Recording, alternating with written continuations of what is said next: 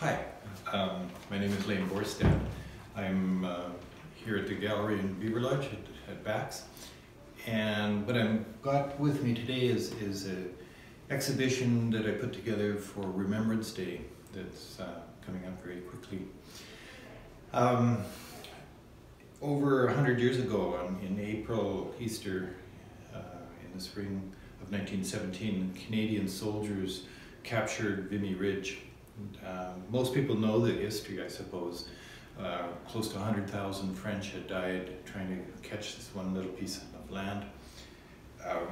Canadians had never fought together under their own command, and they were kind of green in some ways to the war.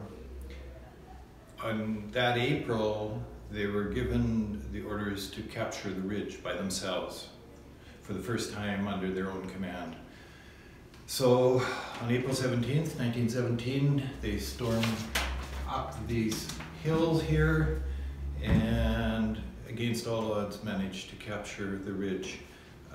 10,000 Canadians died that afternoon compared to 100,000 French that had died previously trying to do the job. And 20,000 Germans died. I won't go into the battle and how it happened. I'm more interested in the ridge, or the memorial that sits on the ridge itself. The memorial is unique along the Western Front. Every single memorial of the British Empire from all over the world, from Australia, New Zealand, India, South Africa, all of them were designed by something called the Imperial War Graves Commission. Canada alone, out of the group of the Empire, went their own and designed their own memorial and built their own memorial. And that happened in about 1922. The commission was given to a Canadian architect by the name of Walter Allward. And Allward proceeded to create what became the most visited memorial on the Western Front. And I just show you a couple things here. It looks rather modern, actually, even to contemporary eyes.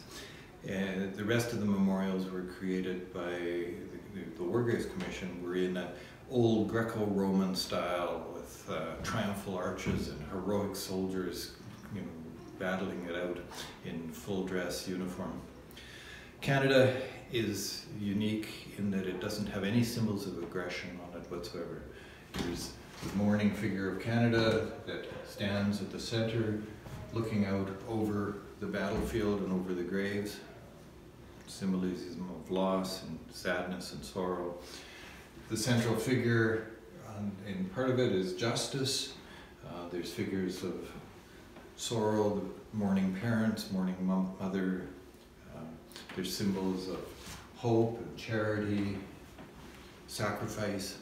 Nowhere does there any symbols of aggression. So it's pretty unique, and that's what makes it so special. During the Second World War, the German soldiers captured this part of France, and unlike all the other memorials, this one they protected, they sandbagged it, they helped keep it safe. Every other memorial there was vandalism and destruction. This one, when the Canadians returned at the end of the war, they actually found that the German soldiers had laid wreaths at it, because we all have that shared common humanity of sadness, of sorrow, of suffering, of loss. So as Canadians, we should be very, very proud of the memorial. The pictures here in the center that you can see just behind me are a set of black and white photographs. Those were given to me by Peter Allward. Peter was the son of the architect, or the grandson of the architect. And they were taken in the studio in London in 1925, between 1925 and 1930. And they actually are plasters that were made from the clay originals that Peter made, or Walter Allward made himself. And then these would have been sent over to France, and their Italian craftsmen copied them into the marble that you see on the monument itself. So they're pretty special. They've never been exhibited anywhere. They were taken, as I said, in the studio in London 100 years ago, almost exactly. And first time they've sort of been shown. So that's kind of neat for Bax, I think, to have. So as I was saying when we were talking about Vimy Ridge behind us, that close to 10,000 Canadians died trying to capture that ridge in April. That was less than a tenth of the number that died over the course of the full war. World War I Canada lost 110,000 casualties from a very small population. So it's kind of hard to imagine the scope of that kind of tragedy. When you put it in context of an even bigger scale, there was over 1,700,000 lives lost in that war. 1,700,000. So that translates into individuals from over 75 countries, buried in, I think it's 23,000 cemeteries across northern France. I have a picture of one up here on the right, if you notice here. This graveyard has 10,700 graves in it, which is basically the number of soldiers that died, Canadian soldiers that died at Vimy. These are not just Canadians, but it gives you an idea of the scale that we're looking at. You know, that many young people died one day trying to capture Vimy. And that's only 10,000. There's 1,700,000 scattered across France. There's a map in the room here too, with little red dots on it, that is just a small portion of northern France. And each of those red dots represents a graveyard with sometimes 10,000 people in it, sometimes 5. I encourage people to come and have a look at it. I'm going to maybe bring you over to this side for a second, or just a little bit. And I don't know if you can see behind me, there's a picture up on the wall here of a green forest. That forest is the remains of the Vimy battlefield from over 100 years ago. And what you see as little knolls and whatnot were actually the trenches that the soldiers were fighting in. Behind them is a group of pine trees, and those pine trees were all planted, one for every Canadian soldier. And there's a huge forest there. When you go look at it now, the trees were brought over from Canada to be planted there. On this side, you can see at the lower part, there's a picture of another deeper trench. That's Beaumont-Hamon, where Newfoundlanders died. Newfoundland had one of the highest enlistment rates in the British Empire. They were all put together in one regiment, and they were all sent against the German fire on one day, and over 50% of them died. So over half the youth of Newfoundland died in one afternoon. Pretty tragic. Don't know whether we can see it on the video. There's also a picture here of a plowed field, and there's just some white smudges in it. Those white smudges are the remnants of artillery fire from over 100 years ago. The ground here in northern France is primarily just a very thin layer of soil, and then beneath that is limestone and chalk. So when you have a mortar fire, artillery fire, or an explosion, it chews up that chalk and leaves it.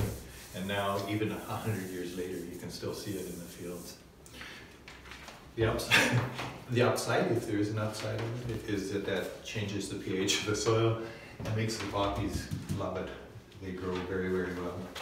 And that was where McCrae's poem in Flanders Fields comes from, is that first spring after all the artillery fire, the poppies just exploded all over the battlefield. Excuse the pun.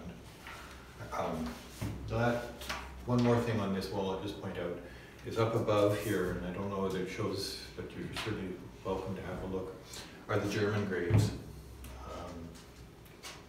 At Vimy, we lost 10,000 Canadians. We tend to forget the other side of the story. There was 20,000 Germans died that day too,